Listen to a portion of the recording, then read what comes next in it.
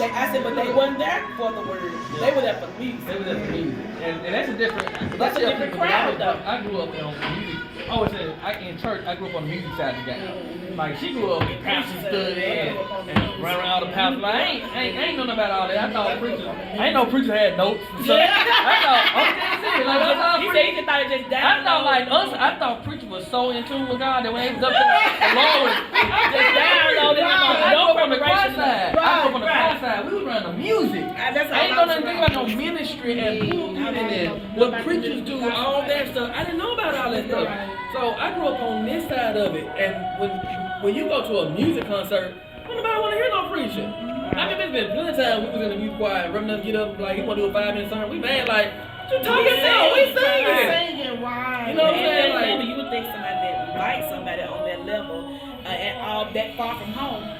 They just sat there like, you ain't talking about nothing. I'm like, that's the enemy though. But there was if somebody, if you look at that, then you let the enemy rob you. Right. But if somebody on that live, if somebody that was in that building that needed what she had to say, so even if it's, and so we just talk about this from the youth outreach perspective.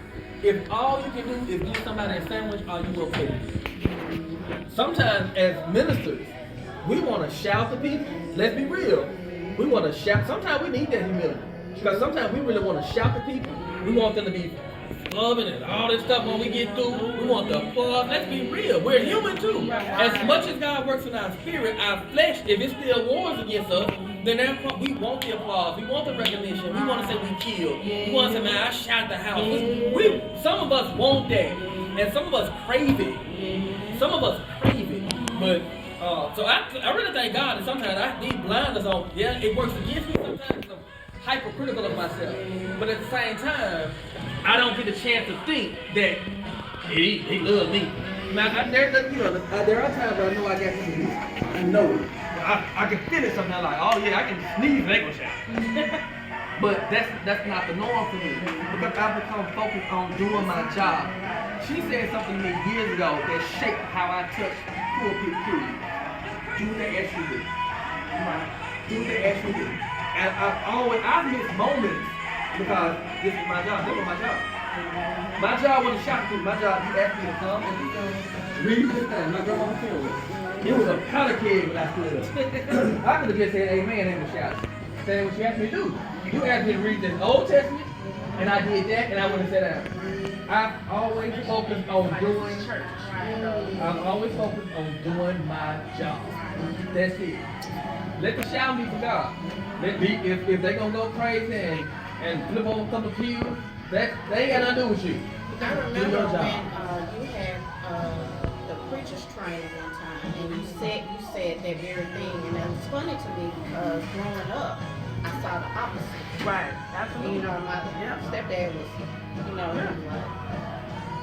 because he told, like, I could hear him. Yeah. I told you, get up there and do what I but you went on and did what you wanted to do. Because a lot of times it's not really about the shout all the time. Sometimes we need to listen.